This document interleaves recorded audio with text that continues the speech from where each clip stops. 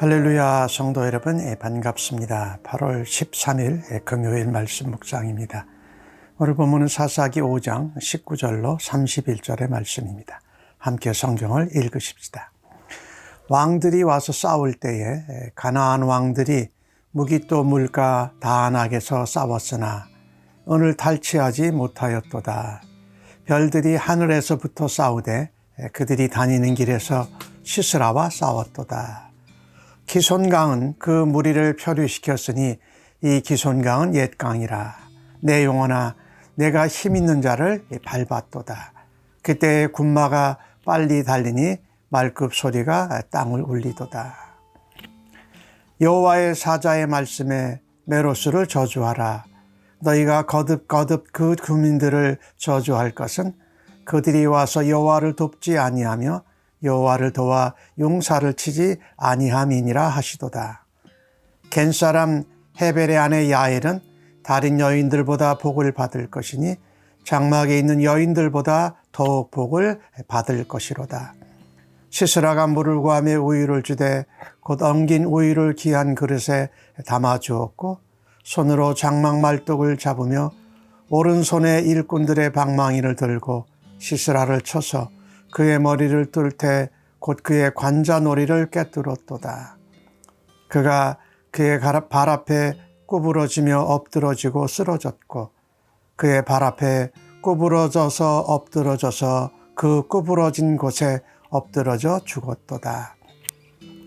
시스라의 어머니가 창문을 통하여 바라보며 창살을 통하여 부르짖기를 그의 병거가 어찌하여 더디오는가, 그의 병거들의 걸음이 어찌하여 늦어지는가 하며 그의 지혜로운 시녀들이 대답하겠고 그도 스스로 대답하기를 그들이 어찌 노량물을 얻지 못하였으랴, 그것을 나누지 못하였으랴, 사람마다 한두 처녀를 얻었으리로다.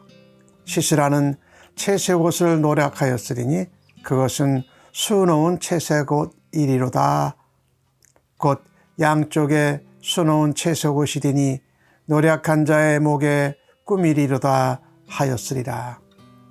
여호와여, 주의 원수들은 다 이와 같이 망하게 하시고 주를 사랑하는 자들은 해가 힘있게 도둠 같게 하시옵소서 하니라. 그 땅이 40년 동안 평온하였더라. 아멘. 계속되는 드보라의 찬양입니다.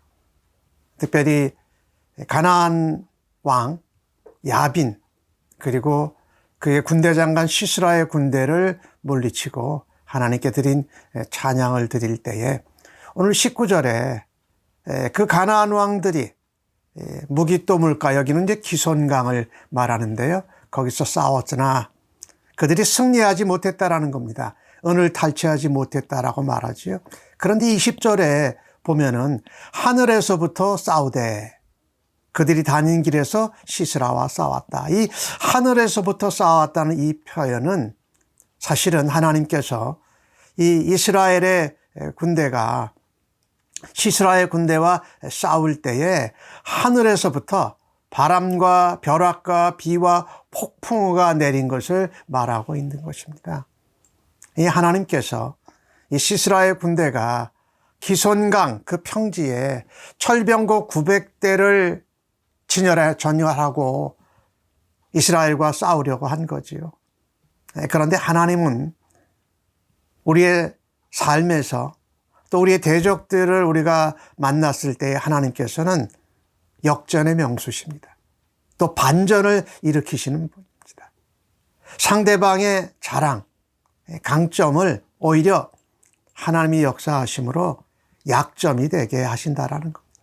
아까 말씀드렸던 대로 바람과 비와 벼락과 천둥과 폭풍이가 몰아치면서 그들이 정렬했던 그 기손강이 강물이 갑자기 범람하게 돼서 깊은 수렁이 되었고 그들에게 오히려 덫이 되었던 것입니다. 아마 이스라엘 백성들은 이 바락과 함께 여러 지파들이 모였지만 전쟁 준비도 제대로 못했을 겁니다. 철병거도 없었을 것입니다. 그런데 이스라엘이 이 철병거로 중무장한 시스라의 군대를 물리칩니다. 그것은 이스라엘 백성들이 또 바락과 여러 지파에서 모인 군대들이 싸움을 잘 싸워서라기보다 먼저 하나님의 도우심이 있었다라는 겁니다.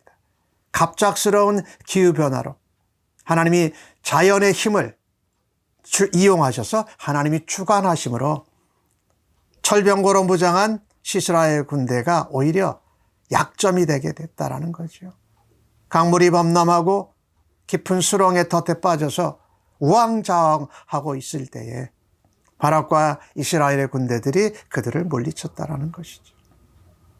우리가 이것을 보면서요, 하나님 우리의 약점, 우리의 장애물 이런 것을 오히려 하나님이 반전시키시고 역전시켜서 우리 연약한 자들이 하나님께 쓰임받고 하나님의 전쟁에 승리하고 하나님께 영광을 돌리게 하시는 줄로 믿습니다.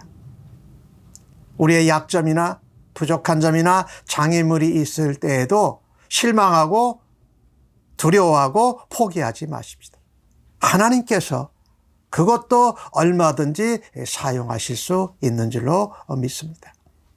오늘 또한 23절에 나오는 내용을 보니까 메로스를 저주하라고 말씀합니다.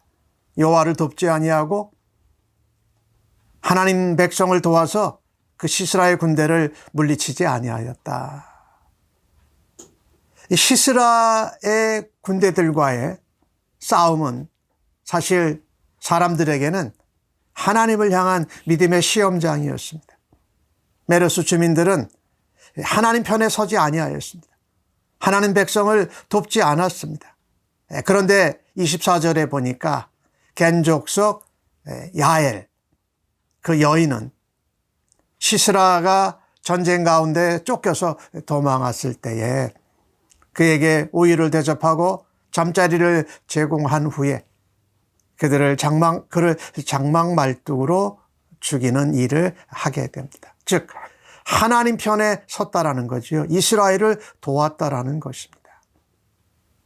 하나님 편에 서지 않고 하나님의 백성들과 함께 시스라의 군대를 치는데 동참하지 아니한 메로스에게는 저주가 임합니다. 그러나 하나님 편에 섰던 겐족속 야엘이라는 여인은 하나님의 축복을 받습니다. 이 모습을 보면서요, 우리의 앞에 위기의 순간이 굉장히 엄하고 중요하게 나타날 때에 우리는 선택을 잘해야 한다는 것입니다. 그 선택이 상황을 보고 선택하는 것이 아니라 믿음으로 하나님 편에 서기를 선택하고 결단해야 할 것입니다. 하나님이 함께 하시는 하나님의 백성 편에 서는 것이 하나님 앞에 복받는 길이라는 것이지요. 우리도 인생을 살아가면서 우리 앞에 선택의 갈림길이 계속 있지요. 그때 언제든지 하나님 편에 서시고 하나님이 함께 하시는 하나님의 백성들과 함께 믿음의 선택, 믿음의 결단을 할 수 있는 주의 백성들로 오늘도 살아드리십시다. 오늘 드보라의 찬양 가운데 시스라의 어머니가 자기 아들이 돌아오지 않는 것을 바라다 보면서 창문을 열고 어찌 이렇게 더디 오는가? 왜 병거들이 이렇게 걸음이 늦는가? 하고 시녀들에게 물었더니 시녀들도 이렇게 대답합니다. 노량물을 얻지 못했을 리가 없습니다. 나누지 못했을 리가 없습니다. 한두 처녀를 얻었을 거고 아주 채소의 곳을 노력해서 그 노력한 자들의 목에 꾸미고 올 것입니다 라고 했다라는 거죠. 시스라의 어머니는 많은 노량물을 가지고 올 거라고 기대했습니다. 그리고 시간이 늦어질수록 지체될수록 더 큰 승리를 얻고 노량물을 정리해서 오느라 그럴 거라 했습니다. 그러나 그녀는 그녀의 아들을 보지 못합니다. 하나님을 대적하고 하나님의 백성들을 향한 악행 때문에 하나님께 처벌을 받는 것입니다. 여러분, 악인의 소망은, 악인의 악행은 반드시 무너집니다. 그러나 의인의 소원과 간구는 하나님께서 응답하시는 줄로 믿습니다. 특별히 하나님을 대적하는 자는 반드시 망합니다.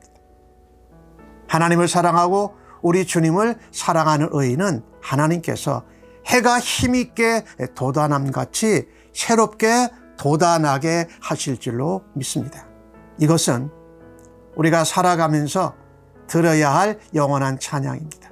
하나님이 악한 자는 벌하시고 주를 사랑하는 자는 하나님께서 힘있게 돋아나게 하신다.